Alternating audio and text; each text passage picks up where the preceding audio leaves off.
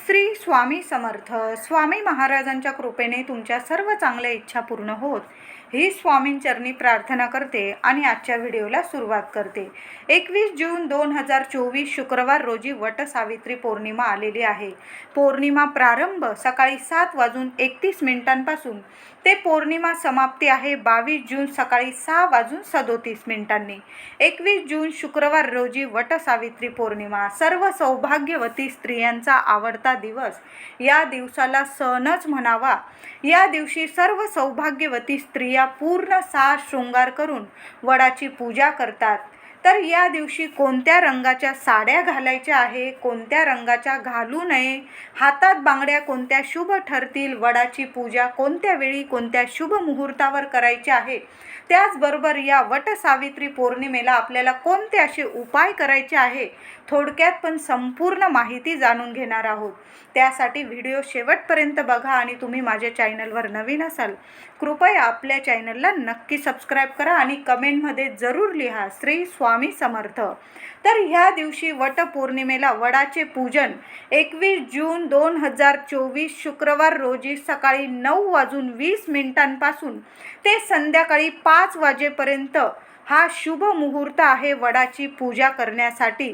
5 वाजेनंतर कुठल्याही झाडाचं हात लावू नये, पूजा करू नये.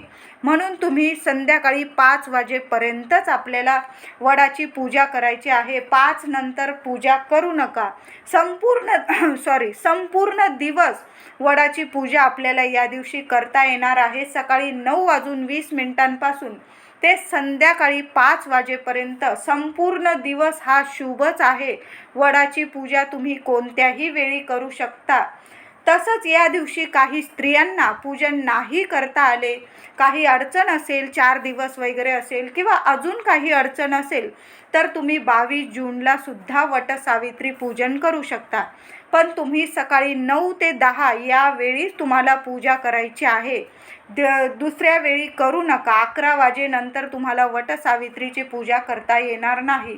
22 जूनला तुम्ही सकाळी 9 ते 10 या वेळातच पूजा करायची आहे. या दिवशी ही तिथी आहे, जी तिथी सूर्योदयापर्यंत असते. ती तिथी संपूर्ण दिवस पाळता येते, पण पौर्णिमा समाप्ती सकाळी 6:37 आहे. म्हणून तुम्ही सकाळी 9 ते 10 या दरम्यानच वटसावित्री वडाची पूजा करू शकता असे शास्त्र सांगते. म्हणून तुम्ही 22 जूनला सकाळीच पूजा केली तरीही चालेल. 21 जूनला नाही करता आली तर म्हणते, काही अडचण असेल तर तुम्ही 22 जूनला सकाळी 9 ते 10 या वेळेत पूजा करून घ्या. पण आपल्याला सर्वांना, सौभाग्यवती सर्व स्त्रियांना आपल्याला 21 जूनलाच सकाळी 9:20 ते संध्याकाळी 5 वाजेपर्यंत वडाची पूजा करायची आहे. काही माझ्या मैत्रिणींना काही अडचण असेल तरच त्यांनी 22 जूनला सकाळी 9 ते 10 या वेळेत पूजा करायची आहे. तसेच ऐन संध्याकाळी पूजा करू नका. 5 वाजेपर्यंतच करा आणि झाडाचीच पूजा करा. फांदी तोडू नका. या दिवशी कुठल्याच झाडाची फांदी तोडू नका आणि वडाची तर अजिबातच तोडू नका. आता काही कारणास्तव तुमच्या घराजवळ झाड नसेल तर तुम्ही एखादी फांदी विकत आणली तर चालेल, पण तुम्ही स्वतः फांदी तोडू नका. ह्या दिवशी तुम्हाला एखादे वडाचे झाड लावता आले तर नक्की लावा. 7 जन्मांचे सौभाग्याचे फळ तुम्हाला मिळेल. म्हणून एखादं वडाचं झाड तुम्हाला लावता आलं, कुंडीत लावा किंवा एखादी जागा मोकळी असेल तुमच्या घराजवळ तर नक्की एखादं वडाचं झाड अवश्य लावा. तसेच या दिवशी कोणत्या रंगाची साडी नेसावी तर नवविवाहित स्त्री असेल किंवा सौभाग्यवती स्त्रिया हिरव्या रंगाची साडी अवश्य नेसा. हिरवा रंग निसर्गाचा रंग आहे, देवी लक्ष्मीचा, कुलदेवीचा आवडता रंग आहे. कुठल्याही वेळी हिरवा रंग हा खूपच शुभ ठरतो. आपण देवीची ओटी पण जेव्हा भरतो पहिल्यांदा आपल्या हिरव्या साडीवरच आपला हात जातो. आपण तीच साडीची निवड करत असतो. म्हणून हिरव्या रंगाची या दिवशी अवश्य साडी परिधान करा. म्हणून या दिवशी नववधू असेल किंवा सवाशीण स्त्रीने हिरव्या रंगाची साडी अवश्य घाला. हिरवा रंग सौभाग्याचे प्रतीक आहे. भरभराटीचा रंग आहे हिरवा. तसेच लाल पिवळा रंग हळदी कुंकवाचा रंग आहे. माता लक्ष्मी श्री हरी विष्णूंचा आवडता रंग आहे लाल आणि पिवळा. तसेच गणपती बाप्पाचा प्रिय रंग आहे लाल. म्हणून या दिवशी लाल रंग पिवळ्या रंगाची साडी अवश्य घाला. तसं पण 21 जूनला वटसावित्री पौर्णिमा शुक्रवार रोजी आलेली आहे. माता लक्ष्मीचा प्रिय दिवस आल्याने म्हणून तुम्ही लाल किंवा पिवळ्या रंगाची साडी अवश्य नेसायची आहे.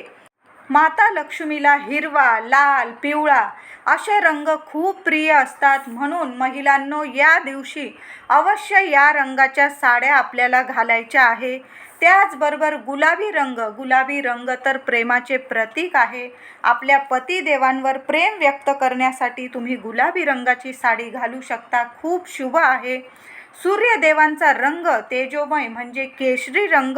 या रंगाची साडी असेल तुमच्याकडं तर केशरी रंगाची साडीसुद्धा तुम्ही घालू शकता. खूप शुभ ठरेल.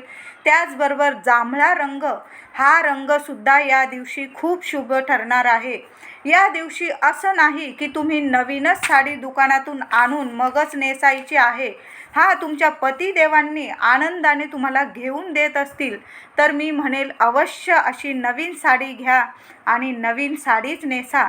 पण तसे नसेल होत तुमच्याकडं तर कपाटातली एखादी कोरी साडी असेल ह्या दिवशी त्या रंगाची, म्हणजे तुमच्याकडं ह्या रंगाची लाल, पिवळा, हिरवा, केशरी, जांभळा या रंगाची एखादी साडी असेल कपाटात कोरी तर ती सुद्धा तुम्ही नेसू शकता. आणि पतिदेवांनी तुम्हाला आनंदाने घेऊन दिली तर मी म्हणेल या रंगांपैकी एखादी साडी अवश्य तुम्ही घ्या आणि ह्या दिवशी परिधान करा. आणि कपाटात एखादी कोरी साडी असेल या रंगांपैकी तर तुम्ही अवश्य नेसायची आहे. या दिवशी चुकूनही काळा, पांढरा, निळा, राखाडी या 3-4 रंगांच्या साड्या ह्या वटपौर्णिमेला नेसू नका. त्याचबरोबर बांगड्या हिरव्या, लाल जे रंग शुभ आहेत त्या रंगाच्या बांगड्या तुम्ही घालू शकतात. त्यात हिरव्या बांगड्या अधिकच उठून दिसतात. बांगड्या काचेच्याच बांगड्या घ्यायच्या आहे आपल्याला. तुम्ही इतर याच्या घालू नका. म्हणजे तुम्ही बेंटेक्सच्या वगैरे घालू शकता काचेच्या बांगड्यांमध्ये, पण तुम्हाला या दिवशी काचेच्याच बांगड्या घालायच्या आहे. वटपौर्णिमेला, हरतालिकेला या 2 सणांना तरी आवर्जून काचेच्या बांगड्या सौभाग्यवती स्त्रियांनी हातात घालाव्या. छान आनंदाने वटपौर्णिमा साजरी करा. वर्षातून हा एक दिवस असतो. सर्व मैत्रिणी एकत्र येऊन आपण नटतो, थटतो, गप्पा गोष्टी, गाणे, नृत्य, सर्व वातावरण कसं आनंदाचं असतं. या दिवशी सर्व विचार मनातून काढून टाका. आपल्या मैत्रिणींबरोबर छान दिवस अगदी आनंदाने साजरा करा. पतिदेवांबरोबर हा दिवस साजरा करा. त्याचबरोबर आता छानसे असे उपाय सांगत आहे. उपाय मी खूप अवघड नाही सांगते तुम्हाला. या दिवशी शुक्रवार आहे. देवी लक्ष्मीला वडाचं पान घ्या. एक वडाचं पान घ्यायचं आहे चांगलं बघून. आणि त्या पानावर मूठभर गहू ठेवायचे आहे. त्यावर एक आंबा ठेवायचा आहे आणि लहानशी काळ्या मण्यांची सर ठेवायची आहे. त्याला वडाच्या पानावर या सर्व वस्तू नीट ठेवून हळदी कुंकू अर्पण करायचं आहे. देवी लक्ष्मीला पण हळदी कुंकू अर्पण करा. हे वडाचं पान देवी आईच्या ओटीत अर्पण करायचं आहे, म्हणजे चरणाशी अर्पण करायचं आहे. त्याचबरोबर एक नारळसुद्धा देवी लक्ष्मीला अर्पण करा. नारळ म्हणजे प्रत्यक्ष श्री हरी विष्णू आहेत. आपल्याला 7 जन्मांचं सौभाग्य लाभेल म्हणून एक नारळ सर्व सौभाग्यवती स्त्रियांनी 21 जूनला शुक्रवार रोजी देवी लक्ष्मीला एक नारळ अर्पण करायला विसरू नका. अवश्य नारळ अर्पण करा.